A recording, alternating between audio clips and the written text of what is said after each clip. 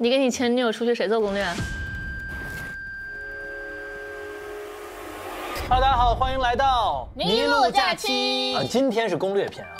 在上一期的挪威篇中，P人米老师做了让人血压爆升的攻略，例如下了飞机才打开租车软件，订了3000块1晚的民宿，结果那个床怎么都伸不开，而且还有民宿多订了1天这种骚操作，闹了不少笑话。太难了，做攻略我真无语啊！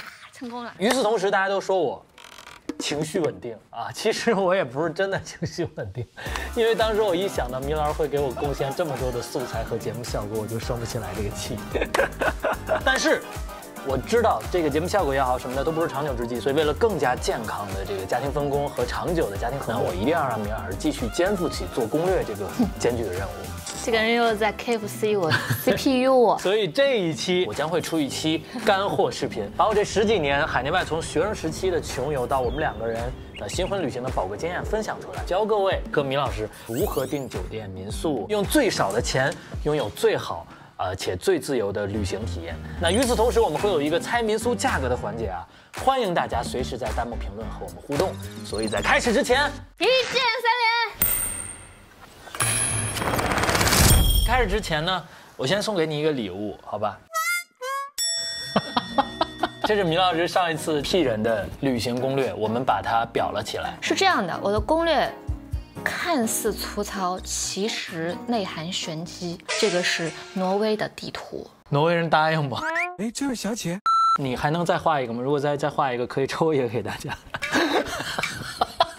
想要的扣1，我不吝啬我的这个才华，就是图一乐。旅行其实是非常耗费体力的一个活动，所以说住宿的质量往往决定了第2天的状态。此外，许多特色的民宿和酒店本身就是旅行中特别必要的体验。那我也确实更偏爱于订民宿，因为更接近当地人的生活。对，那我们很多旅拍中的场景其实就是在民宿中拍摄的。那首先，米老师，你订民宿一般是怎么订？我一般就是会先在那个红色的书本软件上面搜，然后有很多中国的同胞们去外面各种玩，他们就会推荐有什么漂亮的民宿啊，巴拉巴拉，然后我再去空气 BNB 的软件上面找。就是在评论区去翻它是什么叫什么民宿，然后再到。但其实往往这么定，我们就活在自己的信息茧房里，就你能搜到，大家也都能搜到。比如说，米老师在特罗姆斯住的3000块1晚的那个民宿，发出来以后，其实有好多的评论弹幕都会说啊，他们也去住过。最终大家搜到的都是会有点网红，价格可能也会被供需关系炒起来的一些民宿啊。如果你也是像米老师这么定情，扣个1啊。这就要跟大家说一下我订民宿的底层逻辑是什么。我会先在地图中标记自己所有要去的点，进而规划一个去哪里都比较方便适中，然后在订民宿的 app 里选定范围，点开再一家一家的看，那往往能跳脱出信息茧房，找到一些性价比很高又很好的民宿。咱们这次去京都，因为你要看紫阳花，所以我把网上搜集到的所有有紫阳花盛开的地方，你看全都打了这种点，缩小地图就可以看到，如果我们住在北边，去哪儿都会比较方便。这个时候，我们再打开粉色的这个民宿软件，然后我把地图放到鸭川三角洲附近，那你轻点一下就可以看到它的头图。所以我最终选择了这家有点安藤忠雄风格的民宿。那4天下来，人均的价格不到1000，在旺季的京都，还是在这么核心的区域，还算紫阳花盛开的时候，还算可以了。最重要的，下面还有咖啡厅和吧台，就很适合我早 C 晚 A 啊，对吧？完美。早 C 早 C 晚 C， 酒精也是 C 啊。酒精是alcohol，sorry。有。完了没？那所以这样的逻辑，我订到过很多不错的民宿。接下来这个环节就是大家可以去猜一猜价格。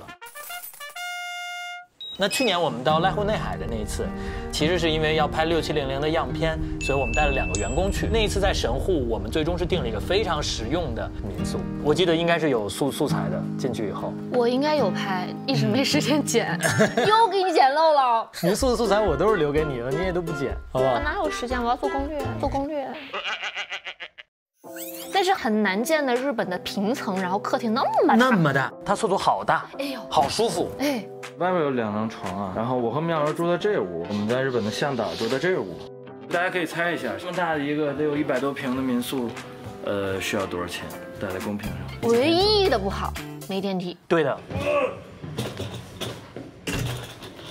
没有电梯。第二个，高松的这个民宿还记得吗？太棒了。哇，感觉超级的大，哇，好漂亮。厅的这边就可以看到高松的夜景，然后外面就是整个庭院，庭院外面的景色也非常非常好看。哇 ，beautiful house。Thank you。浴室也很漂亮，房东也很 nice。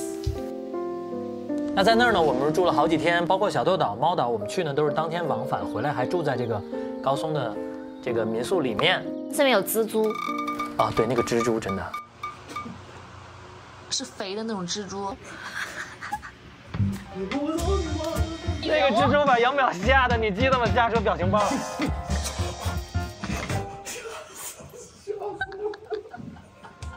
当时真的是看到了一只这么大的蜘蛛。我没看到，我只看到它的 body。你看我的英文多好。就蜘蛛英文怎么说 ？Spider。哦。蜘蛛侠呢 ？Spider-Man。哇。蜘蛛丝呢 ？Spider Link。要是还有明天，我就变成 Spider-Man 了。高松呢，我们也是5个人，大家可以猜一下人均的价格。接下来就是高滨的龟屋，那是一个非常漂亮的一个海滨的一个小鱼屋，一整个房间全都是孩子们的玩具，孩子们的玩具很漂亮，很适合的家庭带宝宝去。对，那高滨的这个我们也是5个人，大家可以猜一下人均的价格。接下来是京都的这个很生活化的民宿，然后这个角落特别好，特别的舒服。它是那种老的那种日本的丁屋，所以就那像电影里一样，踩上去嘎嘎作响。但维护的非常好，对的，很干净。京都这个因为门哥已经回大阪了，所以大家可以猜一下我们4个人人均的价格。我订这家房的时候只有1天有空位了，然后这家房评价也很不错。最后一个就是在尾道的这个民宿，它其实是入选了当地的一个保护的建筑，然后风景非常的好。我们留言之旅那个开门以后的那个开场也是在那边拍的。一开始陆哥给我把预期降到了最低，他说浴室和厕所是公用的哦，但是其实我们真正住到那之后，大家都其实互相之间不打扰，而且非常的安静。这就是我们所有的房间大小了，就这么大，但是景色超级的好。给大家看后面，你让一下，我给大家看后面。这个就叫青旅是吗？这个那个算青旅了，我觉得它只是独立房间的青旅，但那块也有。我第一次住哎。我之前都是一进去10几个人，如果是学生时代穷游2个哥们儿、3个哥们儿在一起，那住那才好玩呢，还能认识朋友，还能练英文。它是几个年轻人一起开的一个民宿，那1楼就是他们共同经营的咖啡厅，景色非常的好，然后吃的也蛮好吃的，而且在房间里面你就能看到黄色的列车它在跑，然后缆车你也都能看到，我觉得是，如果大家去尾道一定要去打卡的点。好了。到了公布价格的时间，那第一家神户的5个人人均167块钱，一共800块。第二家那一晚上的价格是1500，人均301块，超划算，真的。他好会找啊，还是得你做攻略。第3个高滨的龟屋一共有2层，是一晚上1806块。那人均是361块钱。第4家京都的这个小院子啊，当晚上价格是1696，那我们4个人人均424块钱。尾道只有我们2个576块钱一晚，人均200多，太值了。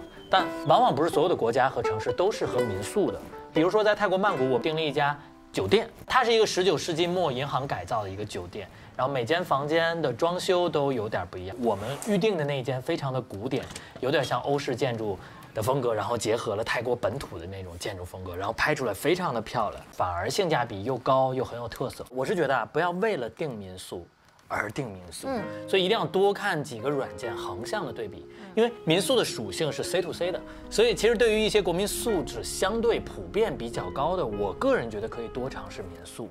那相反，可能酒店更稳定一点，不至于你天上一脚地下一脚，不是惊喜就是惊吓啊。当然这个不绝对啊，大家当然可以拿来主义去把刚刚我说这几家民宿，然后搜一下自己下去住。如果你没有时间做攻略的话，但是我觉得最好还是知道我定的底层逻辑以后，用自己的方式去突破这样的束缚。那因为适合我的并不一定适合你。另外要好好看一下取消规则，对于无法取消的民宿预订要慎重、慎重再慎重。那其实开场的时候就提到过，我们很多旅拍中的场景都是在民宿中拍摄的。就比如我们铃芽之旅那期打闹的画面，就是在高滨的龟屋；比如说我们挪威那个开场后边燃着壁火，然后你在画那个世界之树的场景，就是在跟另一次吃火锅的那家维京的小木屋里面。最早的北海道那期旅拍里面，米老师模仿电影《情深》中往手臂写字的那个场景，就是在美瑛的那家养着哈士奇的民宿。啊，不过那2只狗狗的其中一只拉格米已经离开了，很可惜。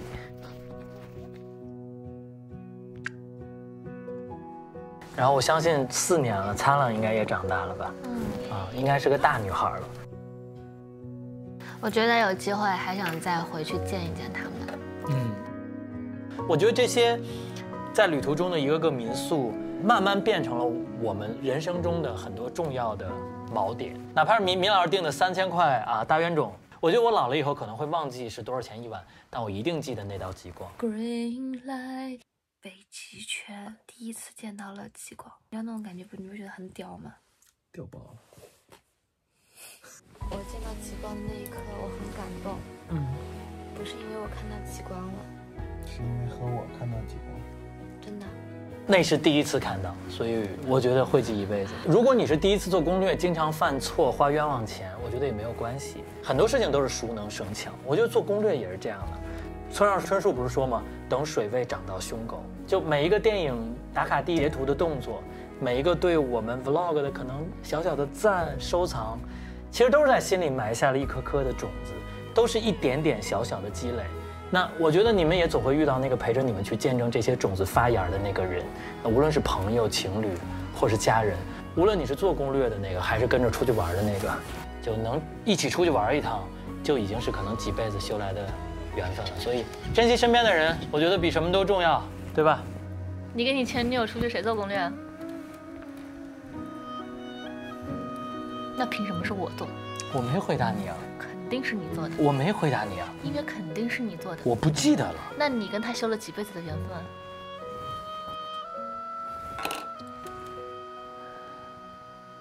不重要，孽缘。